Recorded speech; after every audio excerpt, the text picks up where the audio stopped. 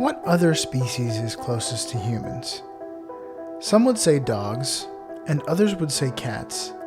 But there is a closer species, whether you like it or not.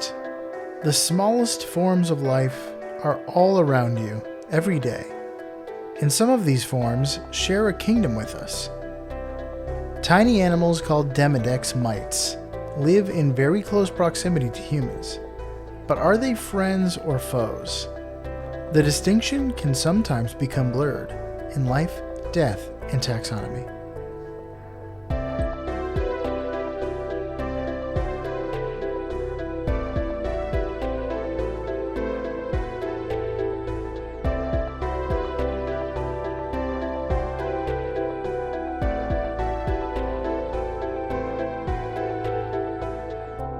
Welcome back to Life, Death, and Taxonomy. It's your 30 minutes of interesting animal information. I'm Joe. And I'm Carlos. Thank you to Cassie for the creation of our theme song. To hear more of Cassie's music, please search Cassie Michelle on YouTube or Spotify. And thank you to Johanna for the creation of this week's artwork. To check that out, you can visit us at our home on the web at ldtaxonomy.com. And a very special thank you to our patrons, to Jesse Raspolich, Carol Raspolich,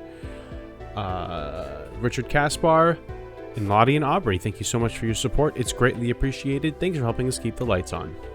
And today we're talking about a tiny animal that likes oil, but not the kind that comes from olives. But more on that later.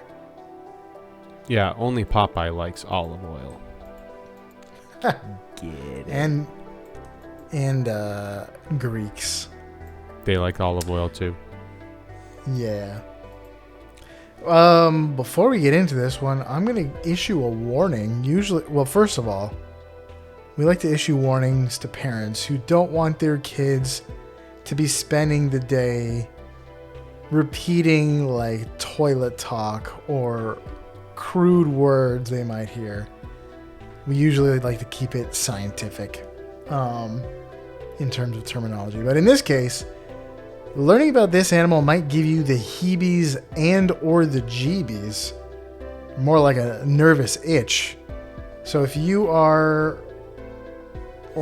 the kind that is sensitive to that, or if your kids are, viewer discretion is advised. This will awaken you to a truth you may never have wanted to know. Oh, it's like there's a term for that. It's like existential threat. It's like revealing some knowledge that might give you like an existential meltdown, but that's not this. But it's like that. It's the reason for the Prime Directive in Star Trek. There's certain thought experiments that are like, if you don't do X, then in the future this will happen to you. Without like going into it, it makes you think like a sensitive person or a person that thinks too much might have anxiety about it. So I guess this could cause that. Warning issued. Yeah. And received. On the other hand, we're also talking about an animal that is unlikely to harm you in any way. So just know that. Keep your friends close and your enemies closer. Mm-hmm. But we're talking about the Demodex. Yeah. That was the prototype Pokedex. Gave Ash. The Demodex, yeah. And it blew up in his face, and that's why they call him Ash. But it's just a demo. So, we're going to call it here the face hugger, the sebum snacker, and the cheek chomper. Yeah. Give you a little hint as to what we're talking about.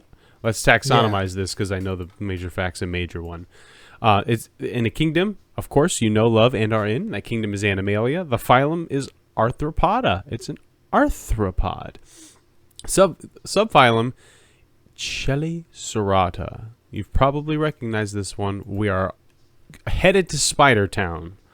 The class is Arachnida. So we have found a good parking spot that in Spider Town, and we're about to pay the meter. The order is Trombidiformes, and we have taken the first train out of Spider Town. we are now on our way elsewhere. The family is Demodecidae. The genus is Demodex, and the species is Folliculorum. Demodecidae. That sounds like Hawaii. It's almost like Hawaii's way of saying Merry Christmas to you. Folliculorum is a thing to say when you've got some spiders on your face. Yeah, it's a mite. Mites are arachnids.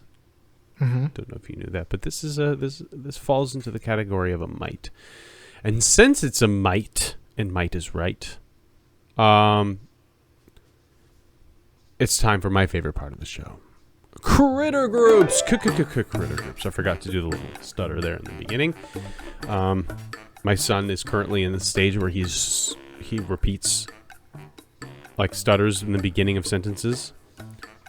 So I'm trying to not do that as much. Oh, like when they're like really excited, so they'll be like, he wants to tell me something, but he'll say, do you want to go outside? And it's like, he's got to rev up to it. all right, buddy. He started his sentence before he had all of the words ready. Yeah. So, which I guess we all kind of do, but there's just so few words that he has access to. He's got to really drum them up.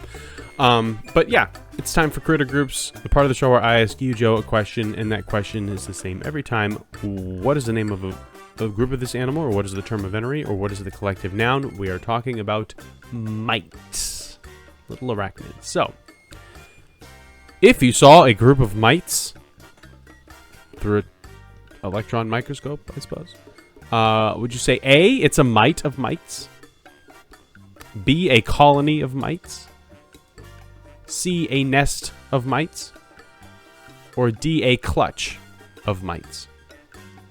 I'm going to say a nest of mites. Final answer. Incorrect. I thought for sure. As I was reading it, I was like, oh man, I have let the cat out of the bag on this one. Is it a colony?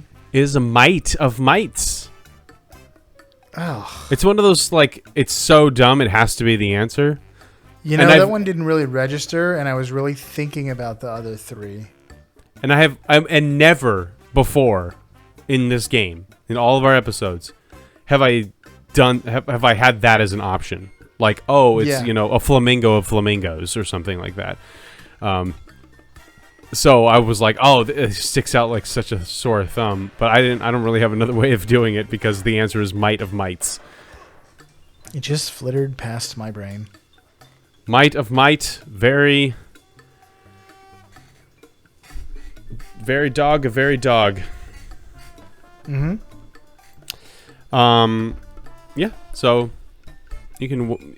It's already past Thanksgiving, so hopefully you have wowed your family with unsolicited animal facts about other animals that we've talked about. But next time, you can put this one in your back pocket. It's a mite of mites.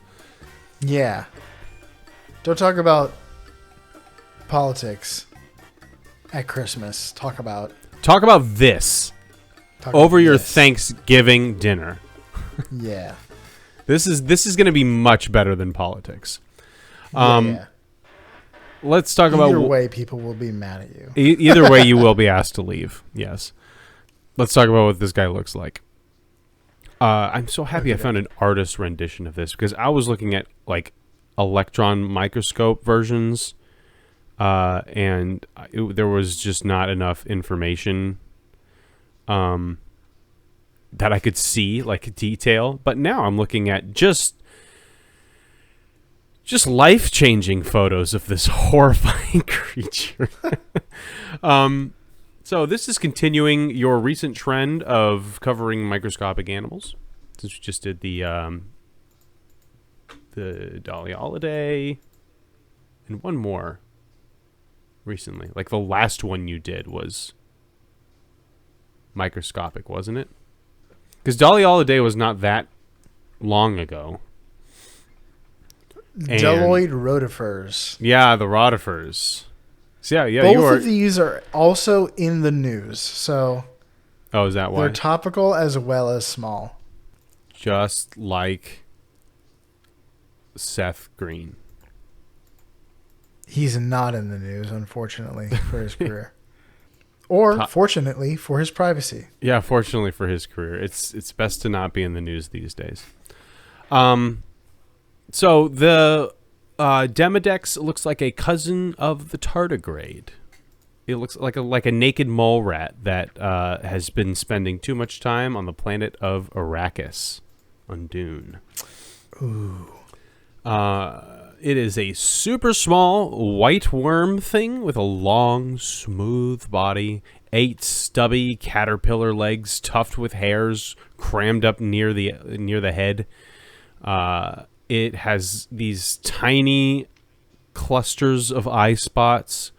Clusters is one of my least favorite words in the English language, and that is the only way I can describe what is on its face.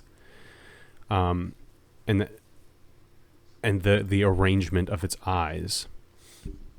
It has these small antenna, like sharp hairs, sticking out of the front of its face, as well as 2 black spiked discs for latching on to its favorite zone, its favorite habitat. So it doesn't fall off. There is one picture of a very close up full color photo of one, and it's like it's the worst. It's the worst thing. It can't be. Well, it's a clear thing usually. I don't know if they've added color. It's like this like paper bag brown. It could be UV. With its like slightly hairy. It's got like these little tufts of hair sticking out of it. Dome-shaped head with these black saw-like things coming out of its mouth to latch onto things. And then those previously mentioned clusters of eyes on either side of its head. It kind of looks like a tardigrade that has a really long fat tail and doesn't have so it has like the tardigrade limbs where they're like stubby, chubby baby arm type things, and then it doesn't have the face with the like chubby cheeked face with like a face that's just a tube. Yeah, it has like more of a like I guess arachnid shaped head. Yeah, I don't like it, but it tough luck, right? So these are super small. You can really only see them with an electron microscope, and thank the maker for that. So how small are they? Can you? I mean, we're going to talk about it later. But let's revisit. It's not. You keep saying electron microscope. I'm pretty sure that's not. You can see it with a regular microscope. A regular microscope will do. The images that I first saw were electron microscope images, just like the ones of tardigrades and of viruses and stuff like that. High definition, but like black and white negative. Well, speaking of how big it is, let's talk about that. Welcome to the Blood Measure Up segment, the official listener's favorite part of the show. The part of the show when we present the animal size and dimensions in relatable terms through a quiz that's fun for the whole family. It's also part of the show that's introduced by you when you send in audio yourself singing or chittering the words measure up into ldtaxonomy@gmail.com. We don't have a new measure up intro this week. That means we get to hear from an animal in the media. And Carlos can tell me if he knows about it. In this case, is it a Demodex? No, because there are no Demodex characters that I could find. So we're going to listen about. We're going to talk to an arachnid. Oh, an arachnid. We've already done the flying. The spider from 50 Goes West. Okay, without further ado, the listener's favorite part of the show.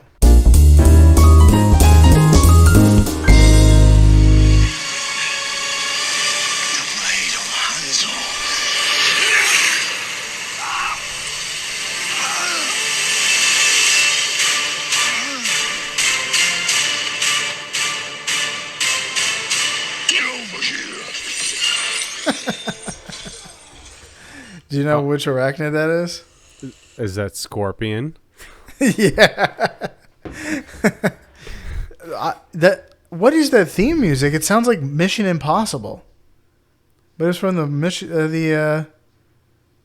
Yeah, it definitely sounded like. I have no idea what you were what I was listening to, and then I was like, "This, yeah, this sounds like a Mission Impossible theme," and I would not have gotten anything had you not said "Get over here." Which is, of course, that's Scorpion.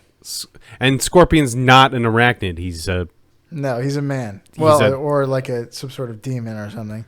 He used to be a man, and then his family was killed, and he turned into a demon. I don't know. It's Mortal Kombat lore. It doesn't matter.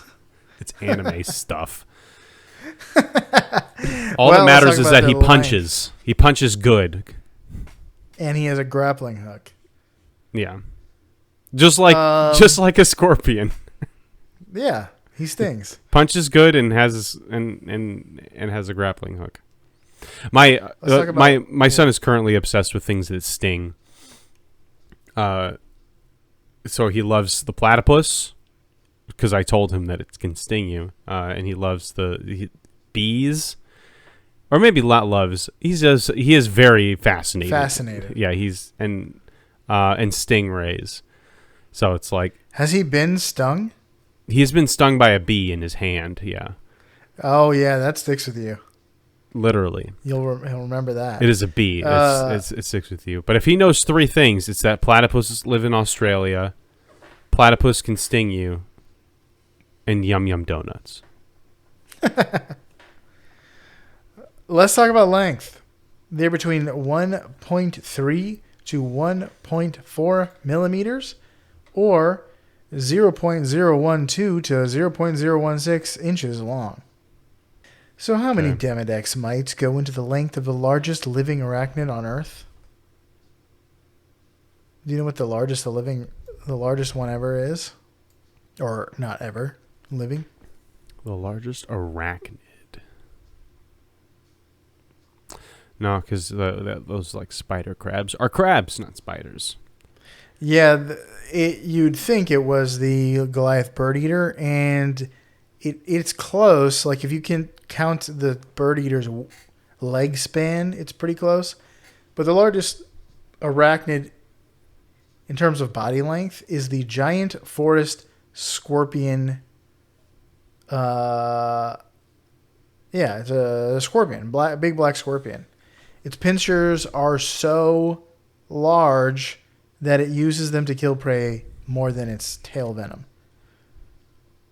The good news about that is that if you get stung by it, you probably won't die, because it's put all of its skill tree points into pincers.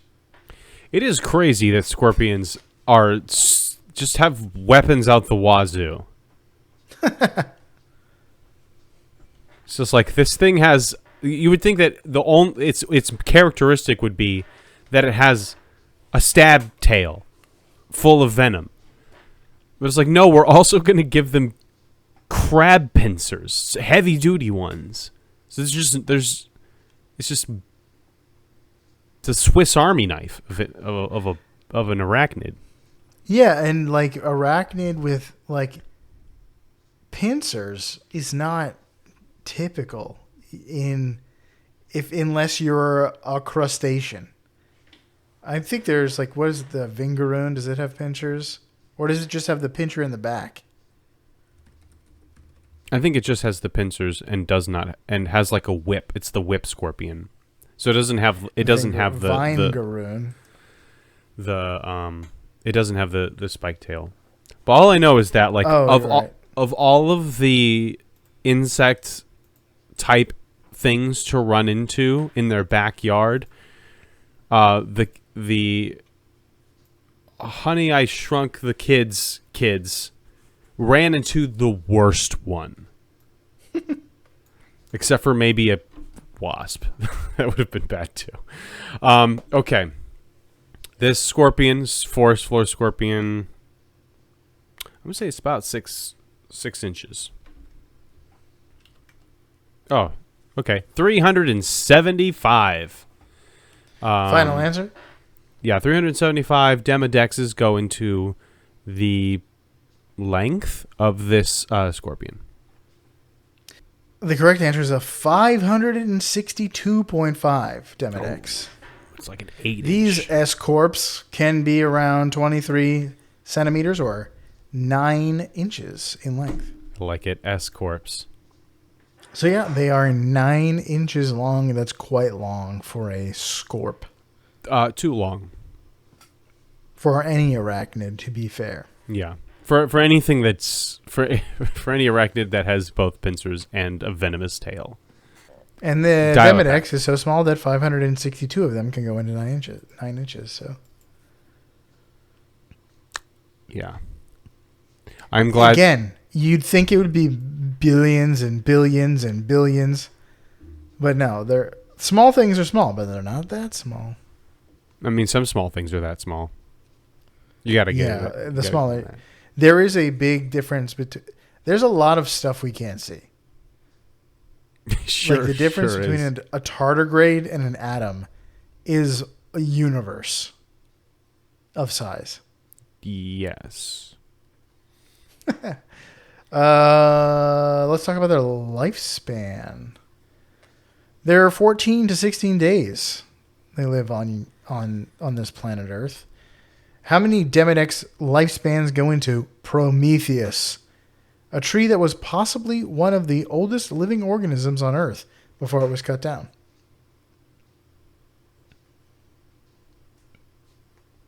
Here's a hint. Prometheus was found in Nevada's Great Basin. It was cut down for research purposes by the then graduate student Donald Rusk Curry. To his credit, he and other researchers at the time did not know the tree was the oldest record level holding There's a tree. The tree was world record level holding old when it was felled. We're getting closer. That was it. That was fine. Still, the decision remains controversial to this day. Why are you cutting down old trees?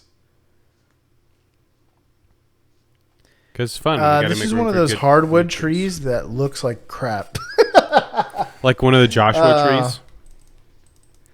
Yeah. It looks like it's been dead for 1,000 years. Yes. It's surviving but not thriving.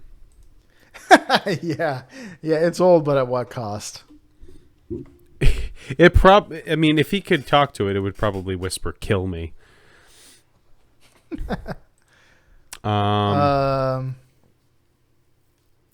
Until all the world is changed and the long years of your life are utterly spent.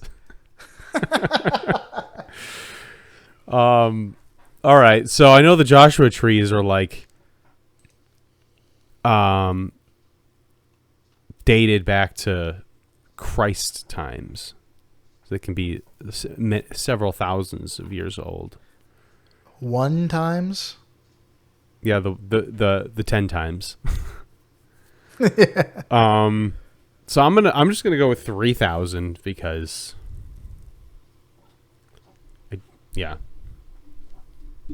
not saying it's impossible for them to have found a tree from like the Exodus, but we're gonna go with 3,000 years old.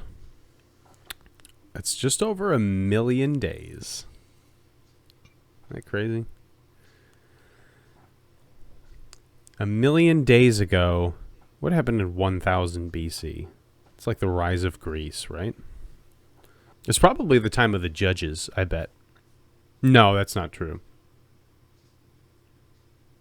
Yeah, I actually know it might be Time of the Judges. I'll have to look it up. Anyway, 1,000,000 days. What'd you say? 17 days? 16. Whoops. 1200 to 1020 BC. Yeah. That's the Judges? Close. Yeah.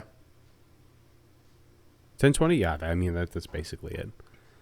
All right, so my answer is 68,400. Final answer. Yes.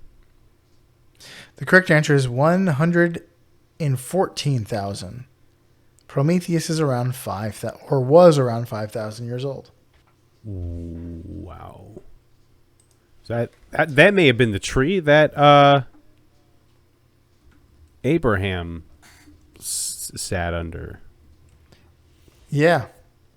That's... When do they think the Exodus was? Was that were you right the first time? I think that's like 2800 BC, if I remember right. I remember looking it up when we visited Greece, and they said that the volcano in the center of Santorini erupted around the same time as the plagues in Egypt, which I think was 2800 BC.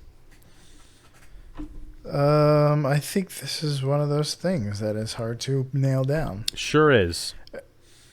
That's right. I think we talked about before, maybe it was on a warm up, that like there are two pharaohs Named that they Ramses think the second or whatever. There's a Ramses and there's another one that are good candidates for being the pharaoh of the Exodus. And they're like separated by many years, so like who could say? Anyway. All right. Do you have any fast facts before we get into the major fact? I sure do. So the range where the Demodex lives is everywhere that there are humans, for reasons that will soon become apparent. Its diet is exclusively sebum, which is a particular kind of oil from a particular source. Like you said, their entire life cycle lasts a maximum of 16 days. They hatch as 6-legged larvae and go through 2 instars.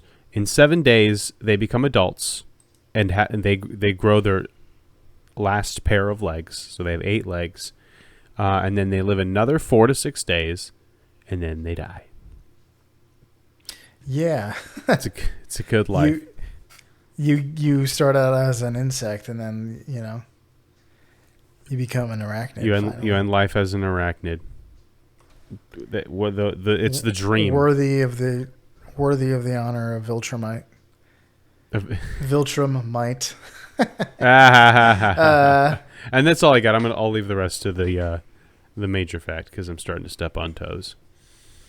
Okay, yeah, it's difficult to not say this, but Demodex exclusively lives on human skin and is almost always found on the face or hair follicles. There's 2 different kinds. Follicula, Hawaii's way of saying Merry Christmas to you. That one that lives in the hair follicles. But we're going to generally talking about Demodex. Follicularum. So here's where it gets even more interesting.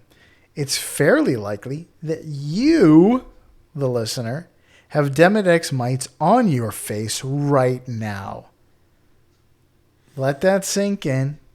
Let that get the nervous itch going. Yeah. But before you freak out, it's worth pointing out that you are a cornucopia of microbiology, much of which is very helpful to you. Kind of like your butt biome. Your gut biome. Your butt is very helpful to you. It is. So don't fret too much. It's just interesting that it's a mite, and it's not an amoeba living in your intestines. It's on your face, and its cousin is a spider, and that's kind of freaky. But and if you look at a picture of it, it looks like an enemy from it looks like a demon from the Doom series of games.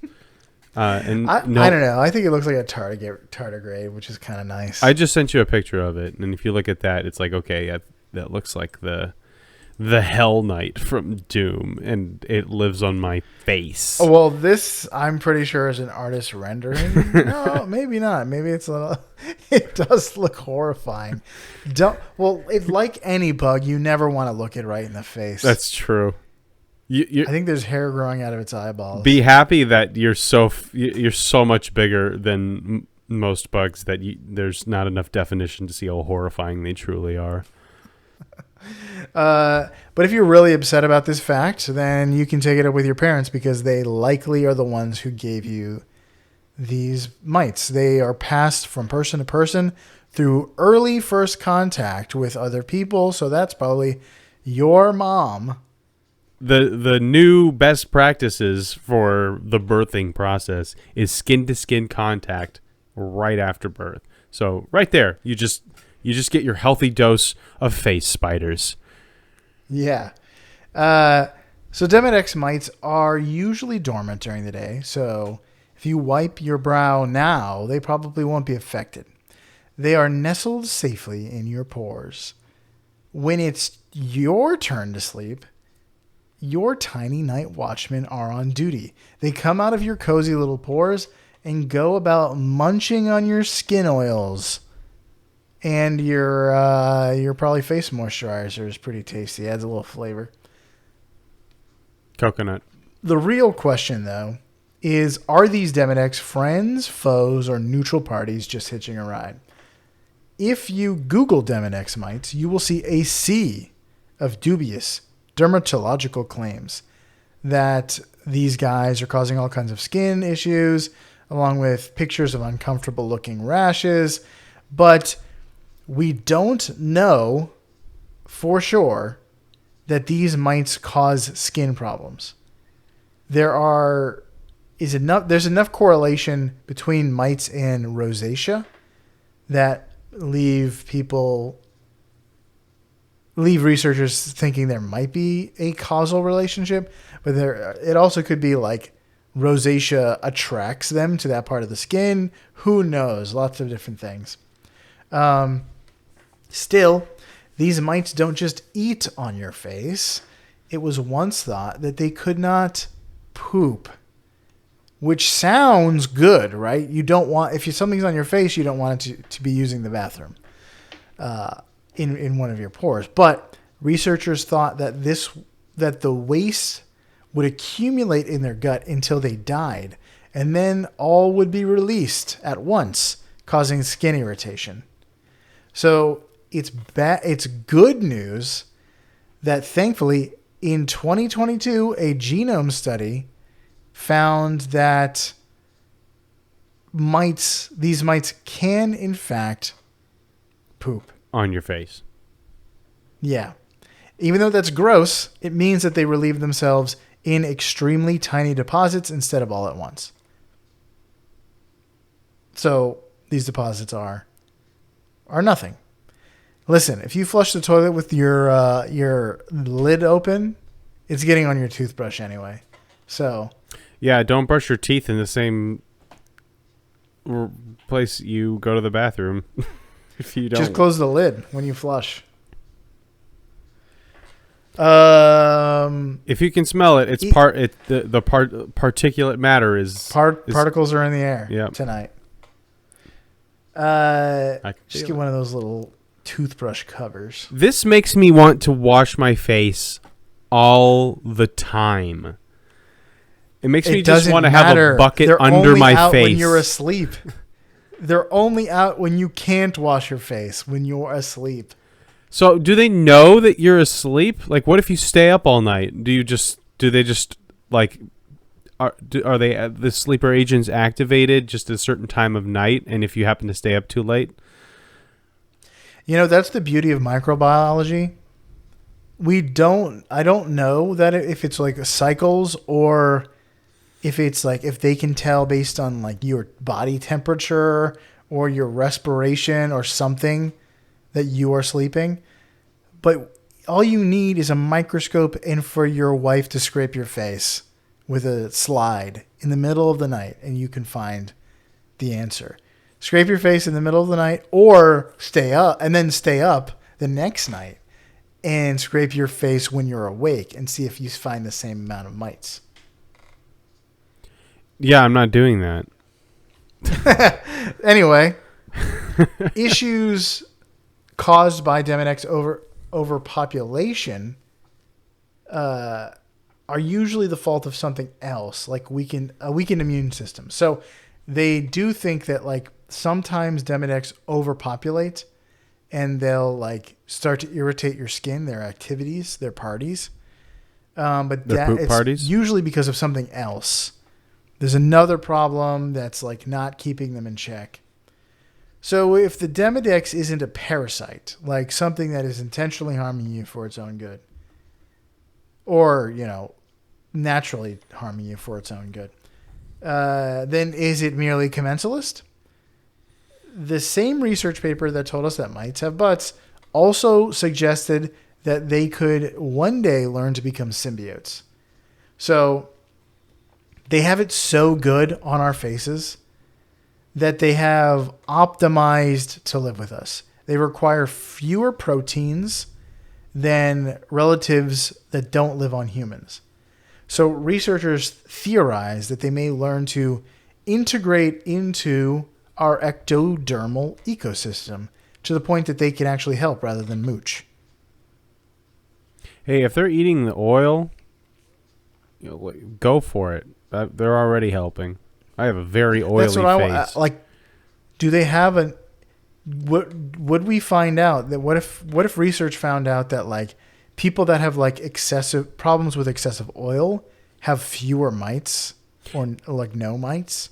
I wonder if that would be the case. Yeah, because man, and I had a major acne problem up until like I was in my mid-20s. And if it hadn't been for like a dermatological like treatment that I did, I'd still have it today. So it's just like the oil on my face is so heavy. I cannot go to sleep without taking a shower and or at the very, very minimum washing my face, because it's so, I like, even right now, because we're recording at night, like when we're done recording, I'm gonna go wash my face because it's so just oily. talking about this is giving me that feeling Of being oily. Yeah, like because they're there, like munching on it. I can touch my face and feel it on my fingers, and so it's like, Yeah, I do feel I like just at the not end of the have? day- Do I not have any Demodexes? Should I just go? Where can I get some? Is my question. I feel like at the end of the day, that's pretty common. If somebody who washes their face regularly, at the end of the day, especially after like sweating, will feel the oils going. Oh, so you're saying I should doesn't stop seem washing my abnormal face to so me. that my body stops overproducing it? Maybe. It's like opioids. I'm pretty sure like Napoleon didn't wash his face every day. Pretty sure that's pretty new. Napoleon. Yeah, like people before maybe even the 20th century didn't wash their face every day.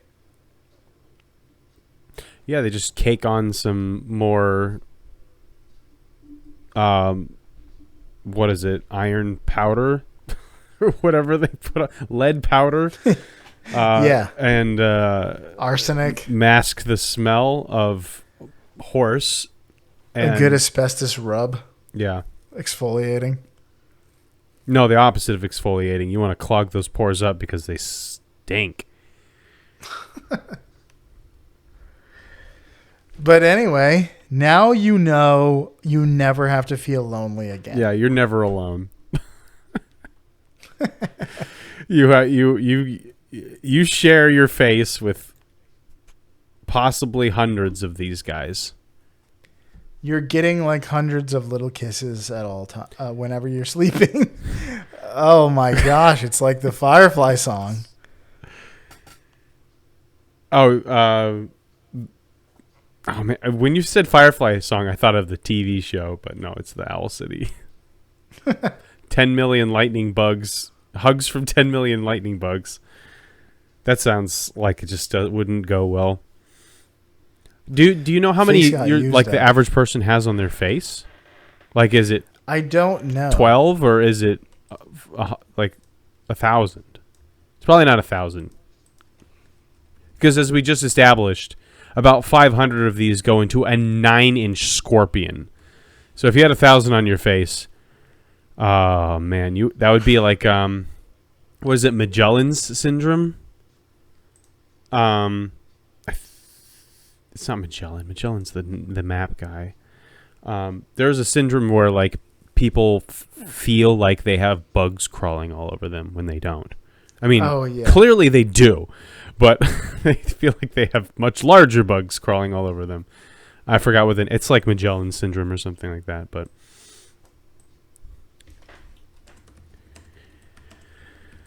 yeah. So I don't know how many. Oh, rough estimates suggest that there are thousands or even millions of mites living on each human face. Millions? That can't be the case. These would have to be much smaller. Yeah. I'll accept thousands. I would accept hundreds, maybe. How many pores are on your face? That's a good question. Each one is a little cubby hole for your yeah, there are only 20,000. Oh wait, there's only 20,000 on your face. 5 million on your whole body. So if every pore was occupied, are they small enough that they can live? Like, is a pore a single family home, or is it like? Is it like the Japanese capsule hotels? Yeah. How big don't. is a facial pore? I mean, what if you exfoliate? What do you open your pores, right? So maybe if you do that, like then there can be some hanky panky in your pores. Just exfoliate and then like tilt your head forward and like do the jumping dance when you have like water in your ear. And just watch all those face spiders just fall off your face, fall out of your face. Can you get rid of Demodex? I know there are like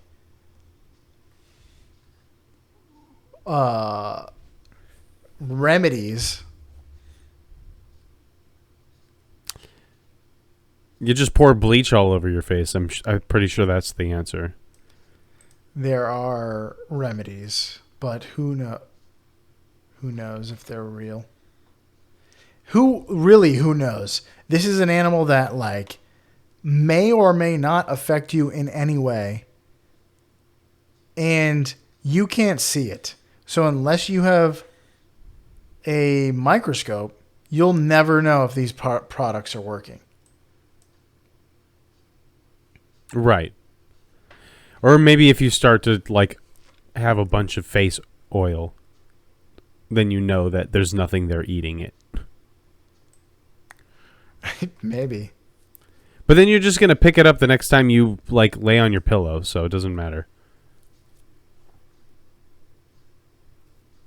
Or the next time you like greet a Hispanic person and do that like cheek to cheek kiss. Yeah. Done. You have face spiders. Well, that's all I got. I hope nobody is feeling the nervous itch. But maybe these guys are symbiotic. I mean, it's good. It's good. I've got a super oily face. I've got eczema on my face. I got dermatitis. I got acne. Like, I think these guys are ruining my life is what I'm trying to say. Or maybe you don't have any.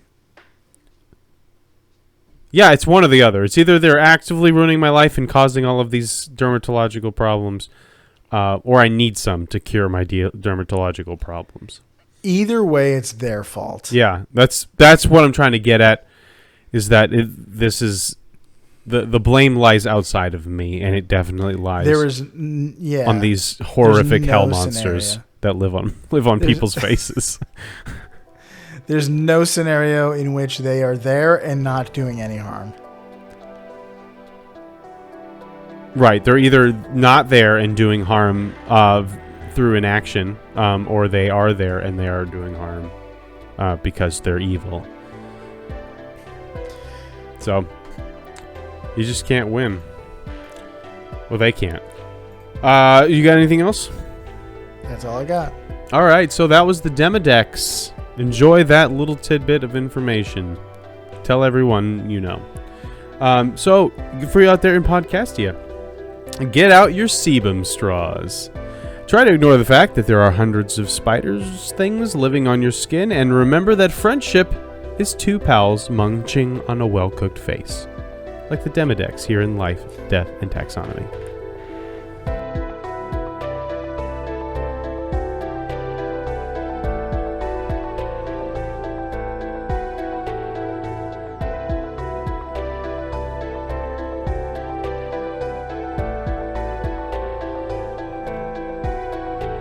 Hey Taxonomy Titans, I just want to remind you that we now have a Patreon. Patrons can see full video episodes and get shoutouts on the show.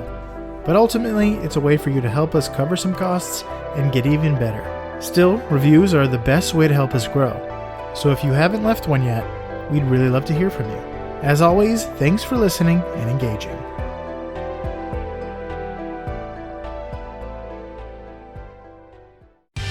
Life, Death, and Taxonomy is my favorite in the world podcast. Man, never ever look at this picture if you get squeamish about face bugs. This picture I sent you? You're face to face with this.